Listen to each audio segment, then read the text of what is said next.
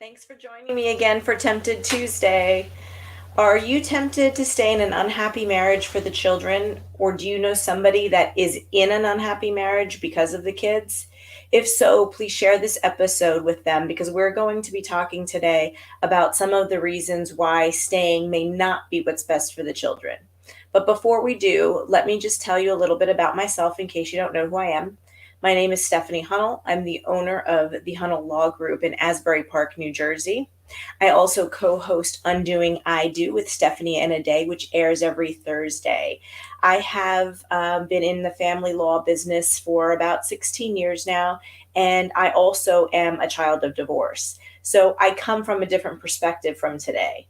When I was in elementary school, I remember my mother pulling me aside one day after ice cream and some sweets or something. I don't remember exactly. And we went to a park, and I knew she was going to have a serious conversation with me. And she sat me down and she said, I just want you to know that we love you, and your dad and I are getting a divorce, essentially. And I remember being like, oh, okay, it's kind of about time because the two of you aren't happy. And she was pretty shocked by my reaction to that. And that's because kids know and feel when things are going wrong in a marriage. And it's not always the best thing for you to stay in an unhappy marriage. When you think you're doing what's best for the kids, it might not be the case. So I'm going to just give you a couple of examples of when that can be true. So when you're a lot of fighting, like in my household at the time, there was a lot of fighting going on, and it was pretty evident that the two of them were not happy with each other.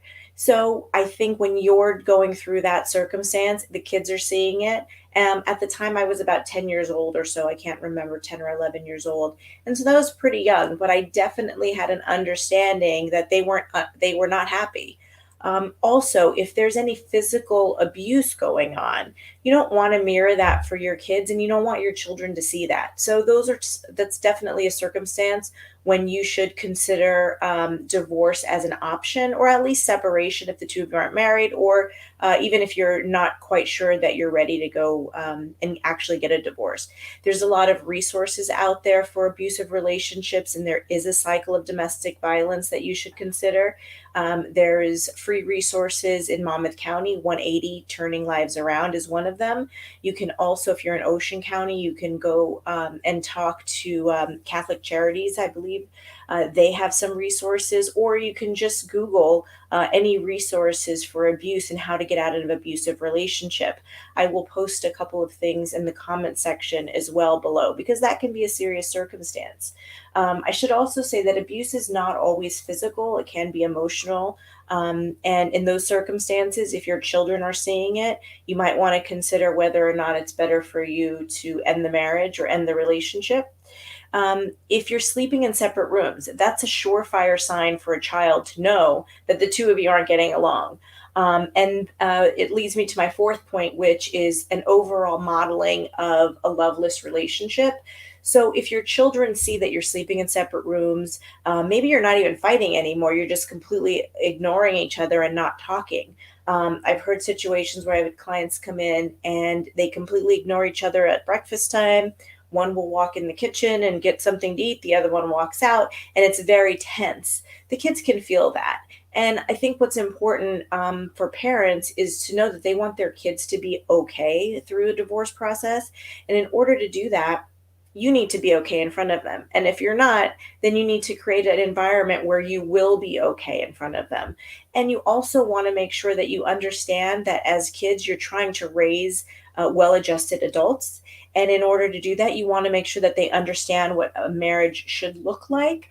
And if your marriage is not something that you want them to experience, then perhaps you need to model a different relationship. And that could mean ending the relationship. And I want to point out that ending a relationship, whether it's just a relationship or whether it's a marriage, it's not a failure. It's the next step. And sometimes people grow apart, and that's okay. And you should make sure that you understand that your kids know that that's okay. If you found this video helpful, I hope that you did. Please like and share it.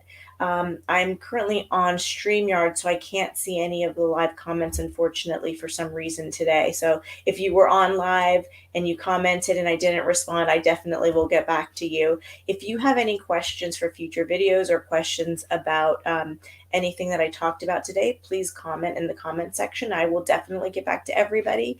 And please like and subscribe also on YouTube. I will put a post comment with the link for YouTube. Thank you and have a great day.